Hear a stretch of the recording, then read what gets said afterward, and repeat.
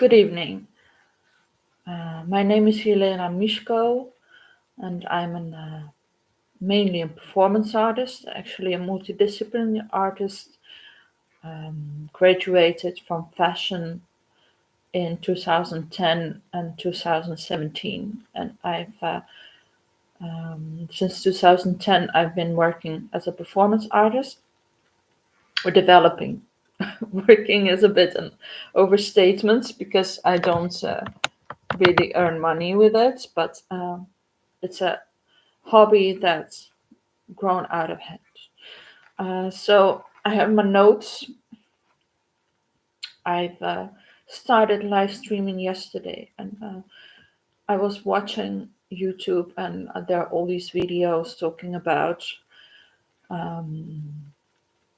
how YouTube changed their lives under so many subscribers, and I'm currently at 98 subscribers as of today, and so I'm under 100 subscribers, and I've decided to contribute to this discussion of how YouTube changed my life, because it did, and it's been going on for a long time, because I've been on YouTube for a long time, and many things have happened, and I would like to talk about it, how YouTube changed my life, and what are my plans with YouTube for the future. So, a little introduction. I've started already talking about me being an artist, and I have to add that I'm also a mother and a housewife, and I'm a disabled person because I have schizophrenia, so I don't work. And I also have OCD since childhood, obsessive compulsive hoarding, and I've experienced 2 life-threatening pregnancy complications, preeclampsia with a stillborn child, and cerebral venous sinus thrombosis, or sinus thrombosis, and finally was diagnosed with blood cancer, essential thrombocytosis, and so I'm pretty ill, but hanging in there. And because of that, because I every day find a reason to go on, and I want to inspire others to find the strength in themselves to keep on going and thriving. So that's why I want to share stuff on YouTube, and that's the purpose of this video, is to tell you how YouTube changed my life. So let's kick off. So my first channel, I don't remember, way before 2012, probably something like 2008. My first channel was connected to my first Gmail address, and that Gmail address was later hacked. Actually, when I was on vacation, it was quite terrifying, and I lost my first YouTube channel because I lost that Gmail address and I wasn't able to recover it. So I started a second channel, this current channel, in 2012. So my first YouTube channel, I posted quite randomly stuff that I filmed quite randomly on different artistic occasions, so different like art events, kind of all happening out and about, and all kind of art shows, art, fashion stuff. I just film stuff that I've seen, like I've seen it. So just grab my camera and documented stuff that I came across, and I throw it on YouTube, and I've been doing that for a while, for probably a few years, and then at some point out of the blue, I got an email from someone I didn't know, and he said hey, you should contact Anina from 360 Fashion to film videos for her. And I was like, okay, who is this and why should I film videos, but I was nonetheless curious, and I thought, like, why the hell not? I don't know. I've always been an impulsive, kind of ambitious and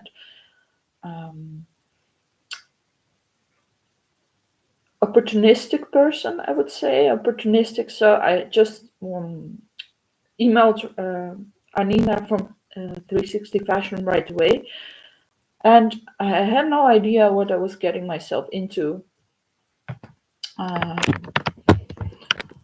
But I was going to Copenhagen Fashion Week with my school on a school trip, and about that time when I contacted her, and she was like, "Hey, I can give you a letter that you work for us, and you will get invited to shows, and you can film." And I thought, like, well, hey, why not? And I took that letter that she prepared for me, and I adapted it a little bit, and I sent out to all these designers from Copenhagen Fashion Week, and I got tickets actually also to my house. I got tickets delivered to my house from many shows, and I was put on the VIP list for many shows.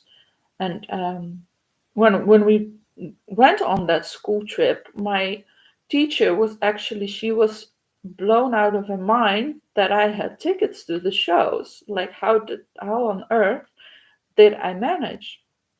But it was really fun, and actually I filmed all the shows I got to visit, and I remember, like, I filmed everything, and I remember I was trying to upload everything at night, or like not even upload, but maybe like to reset the files from my camera to my laptop, and it was all kind of a manual stuff back then. Yeah, it was like putting stuff from my camera on my laptop, and I was uploading later probably, or I don't even remember, because I didn't have any, like, there was no Wi-Fi back then, even, I think, when I was doing that. And those videos are all still available on the 360 Fashion channel. I added a little note, like, filmed by Yelena Myshko, and actually I sucked so bad, and I did interviews with many designers, and usually I just filmed the fashion shows with my, like, very cheap, or like the averagely cheap camera with a Lumix lens. I believe I use Panasonic cameras with a Lumix lens. And Anina actually was a Nokia champion, and she wanted me to film everything with a phone. At some point, I even got a Nokia phone from her, and way later, like in 2010, I did a workshop for students of the Amsterdam School of Science. I don't know how to or how to pronounce it well, but the Amsterdam Hogeschool, basically. I did a workshop in how to report with a mobile phone, like for a course in trend watching. And we were sponsored a lot of Nokia phones, and later they got lost after I gave them back. And so I don't know what happened to them.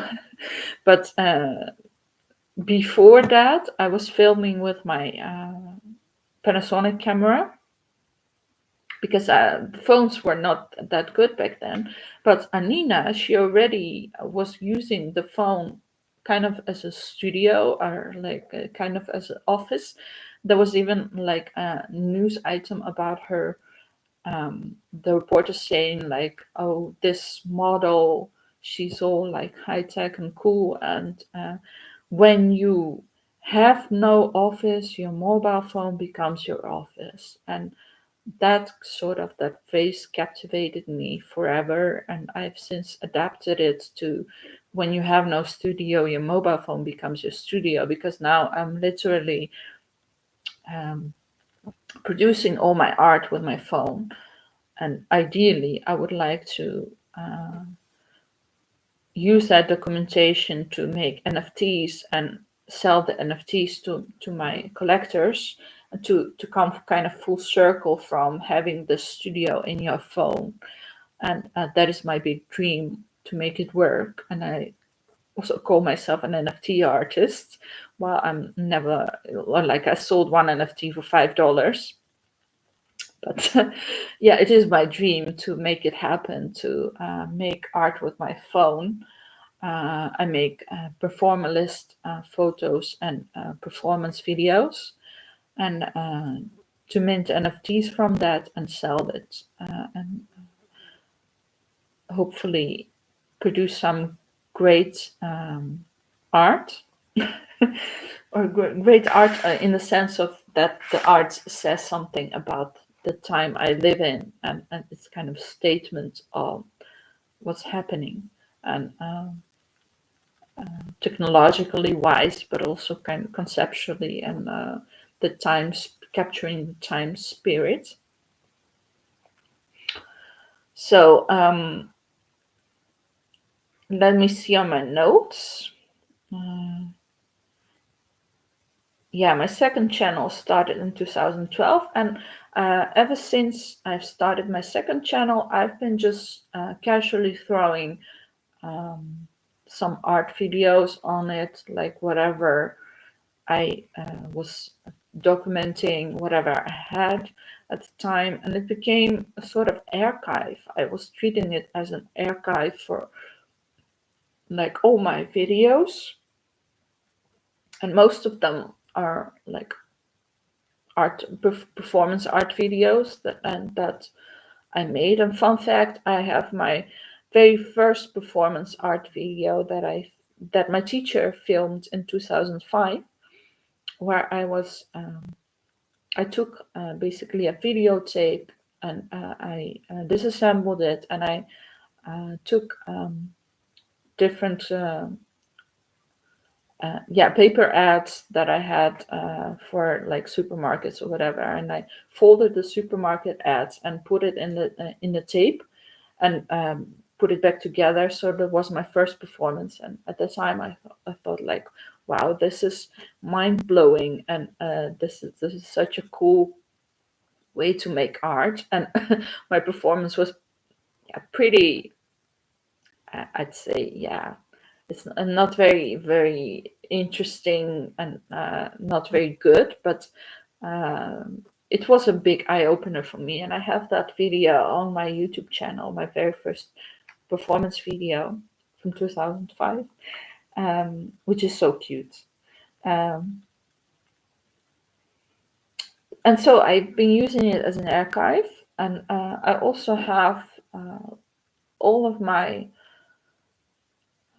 media coverage from when I was a FEMEN activist. And FEMEN is a topless feminist, I would say a media actionist movement. They've been in the news a while ago a lot, and maybe still are. I'm not following it that much, but I will tell you sometime about it, my experience with FEMEN. And I have all of my like media coverage saved on YouTube, although it's copyrighted content, but I'm not planning to monetize that content. It's not about that. It's about like having an archive and keeping track of things, and Also, a lot of these files are not accessible anymore in their original sites.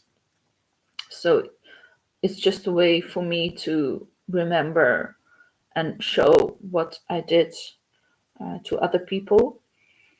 And after FEMEN, I had my first child was stillborn at some point, and I also approached a lot of media after that, because I was kind of battling against the health officials that didn't give me the right treatments when I was ill. And my child was stillborn because I was treated too late, got treatment too late. And I wanted to do something about it, and I was approaching a lot of media with that story. And then also later about my other diseases, like my OCD, obsessive compulsive hoarding, and my schizophrenia. And all of that was published in quite big articles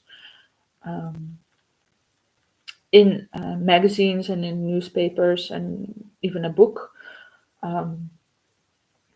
And I also have like a playlist dedicated to that media coverage. And I also have a lot of like all of these media documents, newspapers, magazines that I kept, that I need to digitize.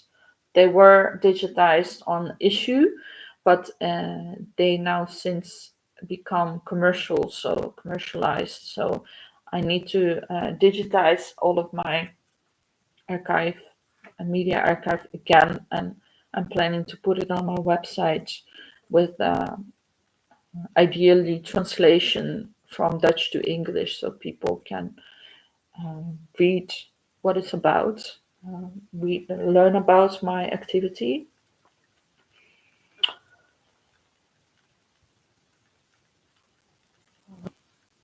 So yeah, my plan a little bit with this channel, how I want to develop it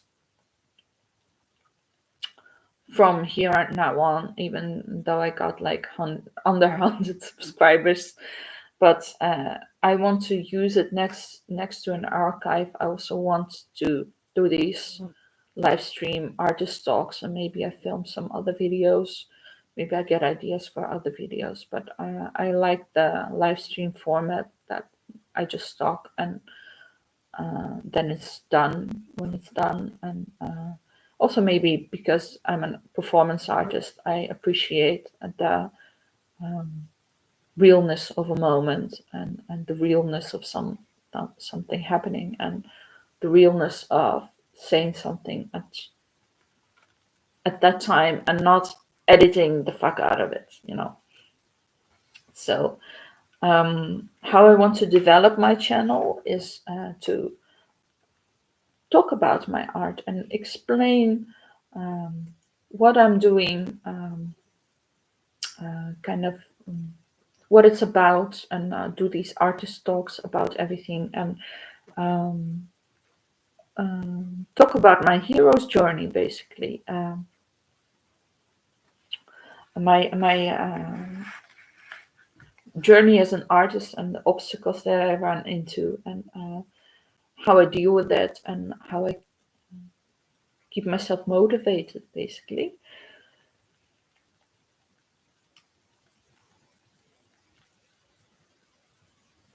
Yeah, because I believe also that I have something to say that can be inspiring to others, how I overcome all these obstacles and illness, and keep going anyway.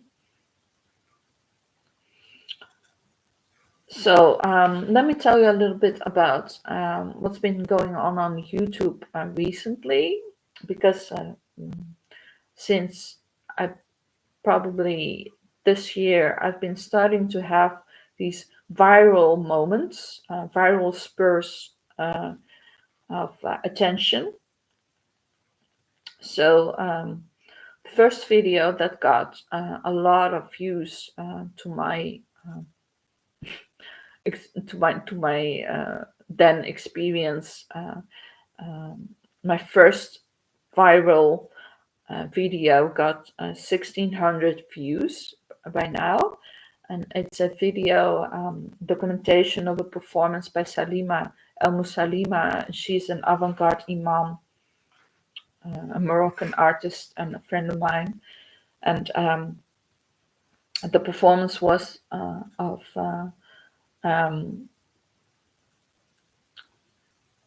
commemoration of Theo van Gogh, his murder, of Theo van Gogh's murder at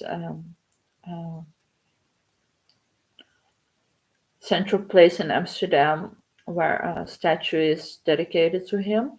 Theo van Gogh was a Dutch filmmaker who was murdered by a Moroccan, I would say, activist, although maybe it's more like a terrorist, but there was a big issue at that time. Also, another politician was murdered at that time by animal rights activists, I believe, and Pim Fortuyn, his name is Pim Fortuyn, and that was the kind of the time on. That was what happening in the Netherlands. All these key figures who were criticizing Islam were being killed. And Salima, she did a performance, sort of prayer to Theo van Gogh, because before he died, he wanted a mosque to be built, a Theo van Gogh mosque. And she wanted to, Salima wanted to,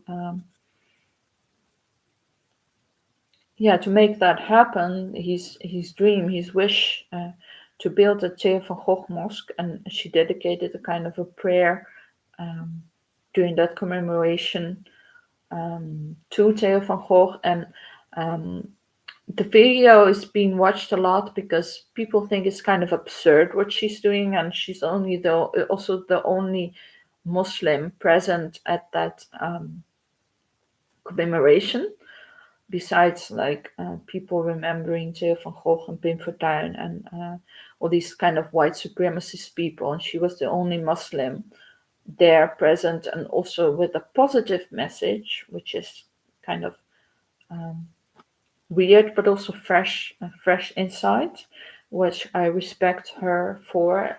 That she, as a female imam, dedicates herself to facilitating peace, basically. And the second video that got a lot of views, that's getting a lot of views now, it's not created by me, but it featured me. It was a Buto dance performance organized by artist Jasper Grieping, and it's very well, beautifully filmed, and with beautiful music and scenographic and kind of cool. And I kind of stole it from him, and he doesn't have it on his channel. But that video is my currently best viewed video. It blew up to 18,000 viewers at this point. And thank you, Jasper. But I don't know what to think about it. It's not my own video. Like, should I be offended? Should I think something of it? I'm featured in that video, so I think whatever. It's also kind of my work. And my personal viral video that I have is kind of a less than a minute video of how I snap a rhubarb stem, which is very funny, I guess, and like weird. Like, what am I doing? But it got 12,000 views at this point. And that was nice. And also, a few days ago, I experimented with adding a lot more shorts. And one of those shorts, it went viral and reached 10,000 people. It's like 10,500 people by now, and in just one day or something, 1 or 2 days, and then it killed the views of all my other shorts, but they're slowly coming back. So now new shorts that I add are slowly getting more views. And the interesting thing about that, about getting these viral videos, is that I barely get any subscribers. And I think that's interesting because like all the artists I that are on YouTube that I know, they barely have any subscribers. It's like under 50 subscribers, and maybe some artists like Salima who have a few hundred subscribers, but she's like a very I'd say weird figure in the media, and she's getting a lot of media attention, and it's actually not that much followers for the kind of attention she got for many years, going like sort of viral in her way because she's such a interesting character, a provocative character. And usually regular artists who are not making YouTube videos about how to make money as an artist or something like that, but regular artists that just put their art on YouTube, they have under 50 subscribers and maybe under 100 subscribers. So, but from my viral videos, like from the viral short that went 10K, I got 22 subscribers. It was actually like 23, but one fell off right away. So 22 subscribers, and one of them was probably my aunt Yelena, because yesterday I experimented for the first time with live streaming, and she later viewed that video, and she was so enthusiastic, and she was so inspired in her own endeavors that it was very pleasing to me that I reached at least someone. Nobody watched my live stream. Maybe one person came, and I was alone most of the time, but my aunt Elena, she viewed all the video, and I reached at least one person. And that was good.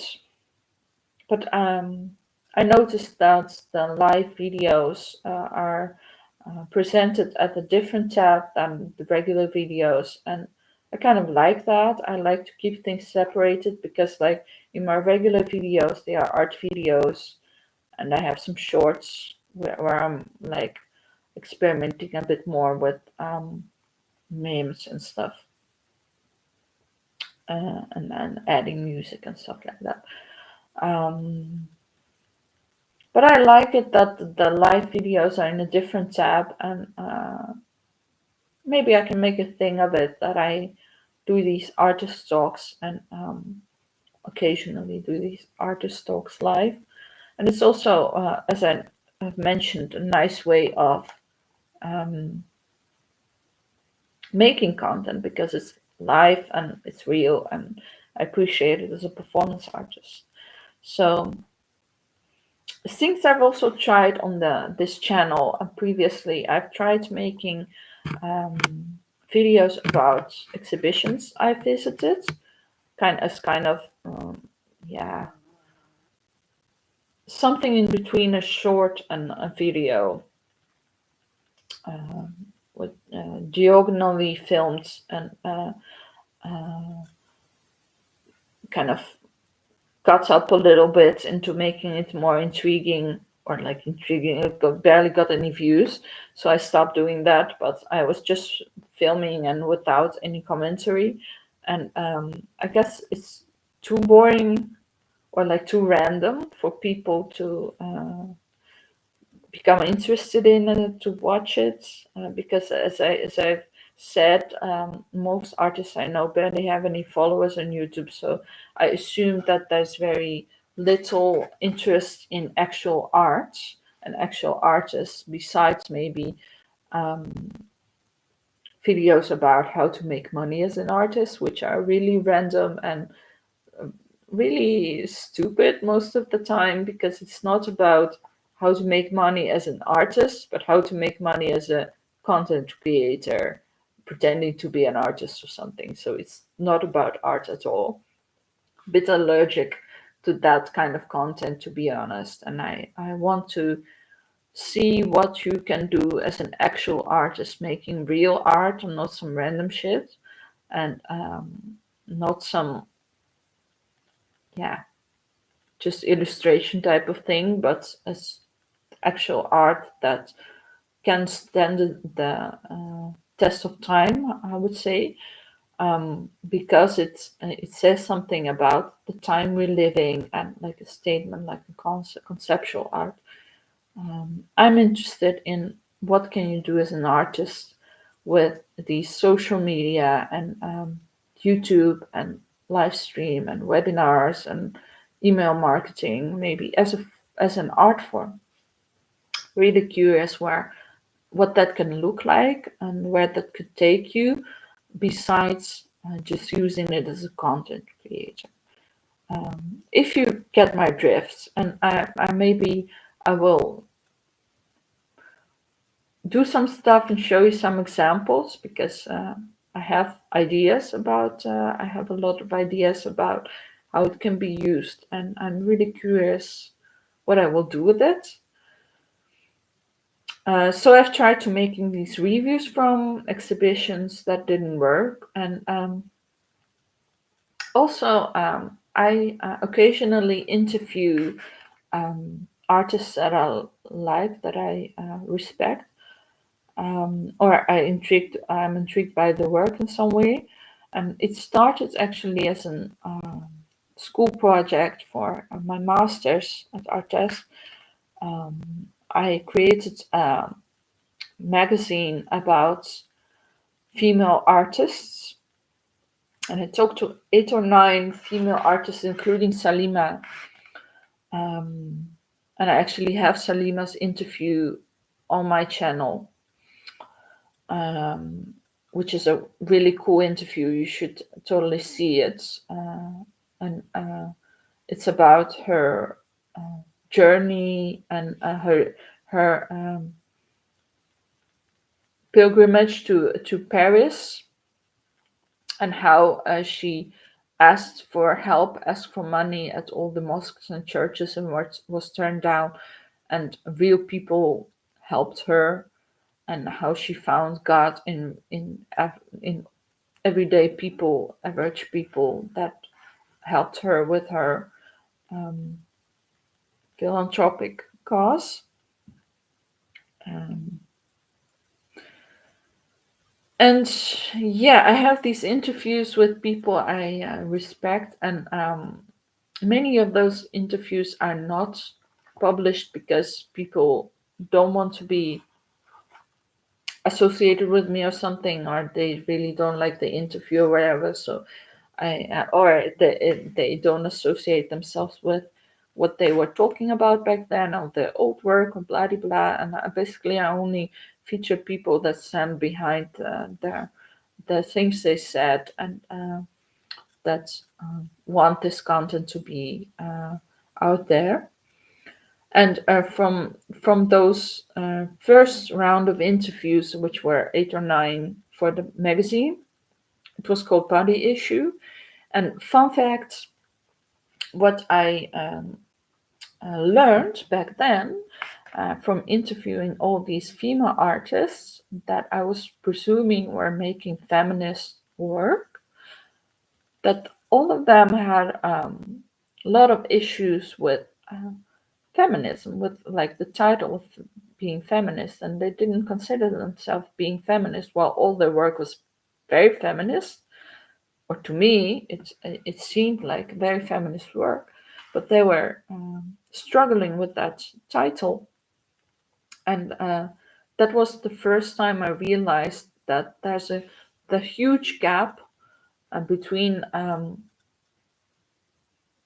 female artists and feminist arts by way of identification, because I see all these kind of retrospective exhibitions made dedicated to feminist art, while nobody knows if the artists were actually considering themselves feminist to begin with, but because they are women, they are grouped as feminist artists, which is bullshit.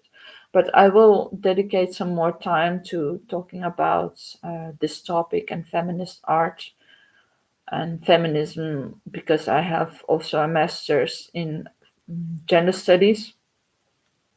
Just happened to have a master's in gender studies. So I have a background in fashion design and gender studies. That's two things, and I'm a performance artist. Actually, I'm a self-taught performance artist. So that's like my the jizz on me. So that was all I wanted to say. These are my notes, and I went down the whole list. And thank you for spending this time with me. Although I've seen some random people pop up and pop off, and I don't know who will see this video, but if you vibe with it, if you like it, please subscribe to my channel for more, and let's keep in touch. Okay, bye for now. Have a nice evening or wherever you are when you're watching this. Thanks again for spending this time with me. Bye.